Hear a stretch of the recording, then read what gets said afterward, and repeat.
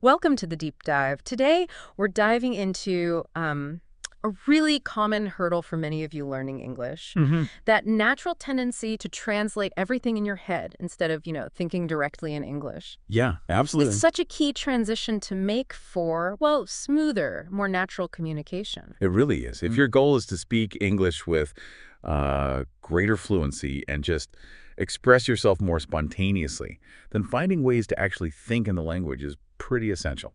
And that's exactly what we're hoping to explore today. We've got a great set of sources, actually. Yeah. Everything from articles packed with practical tips to a really fascinating study looking at mindful learning in an EFL classroom. EFL, so English is a foreign language. Right. And even a paper that delves into how we actually process thoughts in a foreign language. It's quite deep. Okay, so these sources should give us a really comprehensive view of the challenge. Yeah. And more importantly, offer some, valuable pathways forward. We're going Okay. to break down what it really means to think in English, why that constant translation can be such a roadblock, Yeah. and what concrete, actionable steps you can actually take to cultivate this skill.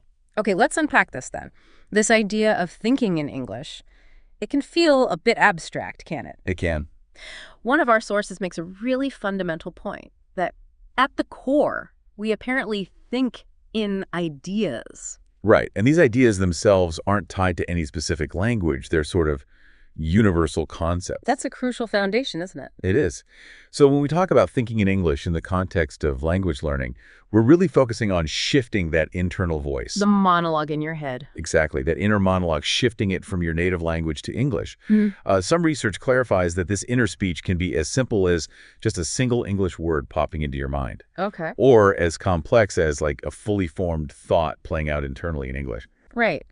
And it's interesting to consider this idea of interlanguage. Mm-hmm. Think of it as, well, your own unique version of English as you're learning it. Yeah. It's not perfect, maybe not native speaker English, but it's how you currently understand and use the language. Exactly. And your English thoughts will naturally be filtered through this sort of developing system. Precisely. Yeah. It's not going to be, an exact replica of a native speaker's internal monologue straight away. No. But it's a really significant step in that direction. It reflects your growing understanding of English, vocabulary, grammar, and how sentences are put together. So why is it so important then to try and let go of that constant need to translate? Well, one source lays out a few key reasons. For starters, most of you learning English are aiming to speak it fluently, Right. naturally. Yeah, not necessarily become professional translators. Exactly. The skills for those two things are actually quite different. Yeah. That's a really important distinction. The mental processes involved in translating versus having a spontaneous conversation are very different things. So constantly translating creates a kind of mental traffic jam. You could say that. Ah. It slows down your ability to speak fluidly and react in real time. Yeah, that makes sense. Absolutely. Mhm. And another point is that some English concepts, especially idioms, Oh, yeah, those tricky phrases. exactly, those funny little phrases that don't always make literal sense, they're just really difficult or sometimes even impossible to translate directly into another language and keep the same meaning or, nuance. This is where learners can sometimes get stuck, right? Fixating on finding that perfect word-for-word equivalent. Yes. Instead of focusing on the broader meaning or finding a similar way to express the idea in English. Getting hung up on exact translations just interrupts your flow. Totally. It breaks the rhythm of thought. Okay, so we understand why thinking in English is so important. Now, let's dive into some really concrete how-to strategies. There's an article with some really practical tips. The first one is to actively use an English-to-English dictionary. Okay, this might seem a little obvious, maybe, but it's incredibly effective. Why is that? Well, instead of automatically reaching for a translation in your native language, you're forcing your brain to engage directly with the English definition. Ah! You explore synonyms, see how the word is used in example sentences. Mhm. It's all happening in English. So the key insight here is shifting your brain's default reference point. Exactly. Instead of your native tongue acting as the middleman, you're building direct connections within English itself. Which is crucial for thinking in the language. Absolutely. Next up is creating mind maps. This sounds like a great visual way to really solidify learning. It is, yeah. The idea is you take a new English word and then just branch out with related English words, synonyms, maybe even little doodles. Okay. But crucially, keeping everything in English. So it's an associative approach. Right. It helps build this network of meaning in your mind directly within the English vocabulary, creating a web of connections rather than just memorizing isolated words. Tip number 3 is something anyone can start incorporating into their day, like right away. Okay. Actively thinking in simple English sentences about your surroundings and what you're doing. Exactly. Seize those everyday moments. Describe what you're doing. I'm making a cup of tea. Or what you see. The book is on the table. Just basic English. Basic English is fine. It's about building that fundamental habit of formulating even simple thoughts directly in English. So the key isn't perfection at this stage. Not at all. It's getting comfortable with the process of constructing English thoughts. Immersion is another crucial tip mentioned. The author drew on their own experience learning Spanish, Right, highlighting how actually living in Spain significantly boosted their fluency. which makes sense. Of course. And while full immersion might not be possible for everyone, the underlying principle is the same Surround yourself with English. as much as possible. Through books, films, music, even changing the language settings on your phone or computer. Right. It constantly exposes you to the rhythm, the sounds, the structure of the language. It's about making English a constant presence in your environment. Even if you're not living in an English-speaking country. Precisely. I love this next one. Using Post-it notes to label objects around your home or workspace. It's simple, isn't it? But surprisingly effective. Yeah. It makes vocabulary learning interactive and integrates it right into your daily routine. So you label objects with English words or maybe short phrases. Or even simple sentences. It makes the learning tangible and provides these constant visual reminders. Then there's self-talk. This might feel a little strange at first, maybe even silly. Yeah, having internal conversations with yourself in another language. But it's incredibly valuable, apparently. It really is for building that internal dialogue in English. The suggestion is to start simple. Ask yourself basic questions. How am I feeling? What am I planning to do? And then respond in English. In English, yes, without mentally translating first. It's a private, kind of low-pressure space to practice forming thoughts and expressing them in English. Without the fear of making mistakes in front of others. Exactly. Like, how am I feeling this morning? I have a lot to do today. I'm feeling a bit rushed. See, simple.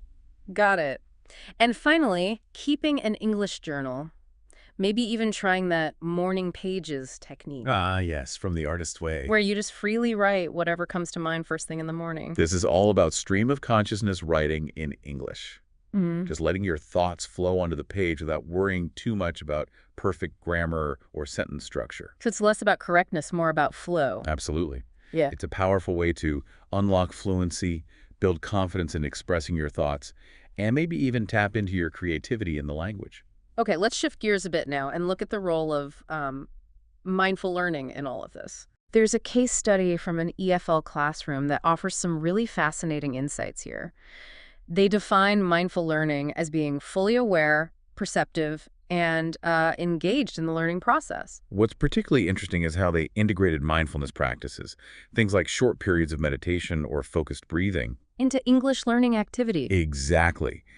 And they observed that this helped students become more present, more focused, and actually take greater ownership of their learning experience. Okay. So they describe several specific mindful learning activities and their impact on thinking in English. One was mindful writing, or free writing in English, but after a short meditation. Oh, interesting. It seemed to really help students generate their own thoughts and opinions directly in English rather than, relying on translation first. That makes sense. That moment of quiet focus could help bypass the usual habit. Yeah. And apparently, while initially some students might have naturally reverted to their native language, Chinese in this case, over time they became more comfortable and confident expressing their reflections and interpretations directly in English. So the mindfulness acted as a sort of bridge. It seems so. The examples they shared from student responses to a short story really highlight this deeper level of understanding and personal connection formed in English. So the powerful takeaway there is how even short periods of focused awareness can unlock a more direct and authentic expression of your thoughts in English. Bypassing that initial urge to translate. Exactly. They also used KWL charts, what I know, what I want to know, and what I learned. Right, a common classroom tool. But they did it after a guided meditation. And it sounds like this approach encouraged more thoughtful and critical conversations in English within the group. So the mindfulness wasn't just individual, it influenced the group dynamic. Apparently. What's important here is how the group discussions, facilitated by that initial moment of mindfulness, led to a more refined use of English. How so? They negotiated meaning and understanding together. There's an example where students collaboratively revised the phrase, "all men are created equal," Okay. to "all people should be treated equally," which really showcases this critical thinking happening within the English language itself. Wow, that's a great example. Found poems were another really interesting mindful strategy. Found poems, how does that work? Students would mindfully read a text, highlight words or phrases that stood out to them, then engage in a brief meditation, Okay. and then collaboratively create poems using only those highlighted English words. Uh-huh. So it forces deep engagement with the text language. Exactly. It goes beyond just understanding the literal meaning to actively selecting and creatively combining English words to express new ideas. Well, within the framework of English. Very focused. And even something like preparing and presenting vocabulary mini lessons became a mindful activity. Oh. When students approached it with focused attention and delivered the lessons entirely in English, Right. That would require a really solid level of understanding, moving beyond just simple memorization. definitely. Students had to be able to explain concepts and differentiate between similar words like a point versus a sign using only English. And they showed examples. Yeah, examples of their PowerPoint slides on expressions using the word breath. And there were apparently 12 of them. 12 expressions with breath. Wow. That shows real active engagement. It really does. Finally, collaborative video projects on campus life showed how students could mindfully plan, film, and edit. All while working together in English. Exactly. Actively communicating and problem solving using English in a really practical and engaging way. So the key takeaway from this case study is that these mindful strategies help students move beyond just, decoding English words Right. to actively constructing deeper meaning, fostering their own insights, and expressing their unique thoughts directly in the target language. That's really powerful. Now, let's think about how we can make this shift towards thinking in English more of a permanent habit. Okay, the consistency aspect. Yeah. There are some insights on habit formation, drawing on James Clear's framework. Trigger, desire, response, reward. Exactly. That framework seems really relevant here. Absolutely. Yeah. If we apply this to thinking in English, well, a trigger could be encountering a situation where you'd normally think in your native language. Like needing to answer a question or just observing something. Right. The desire is, presumably, to communicate effectively in English. Okay. The response is consciously making the effort to formulate your thoughts directly in English. Instead of translating. Right. Yeah. And the reward is successfully conveying your message, feeling understood, that little boost of accomplishment. And the source really emphasizes the importance of consistent, even small, daily practice. Yes. To make thinking in English feel more natural and become just a normal part of your mental process. It's all about building those neural pathways through repetition, isn't it? It is.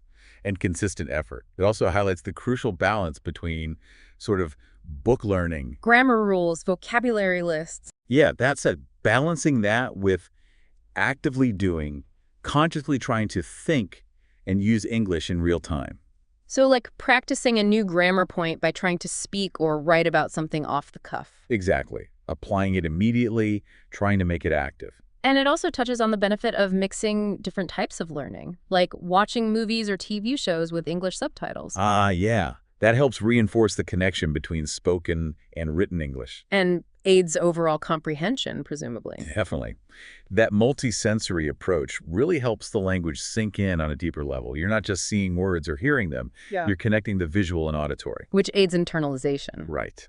Now, another source delves deeper into this whole idea of the language of thought in learning. Okay. It points out the widely held belief in language teaching that actively thinking in the target language leads to greater success in learning it. Which makes intuitive sense. It does, and interestingly, a mini survey mentioned found that a significant majority, 82% of language learners who actively made an effort to think in their target language reported noticeable benefits. That's a high percentage.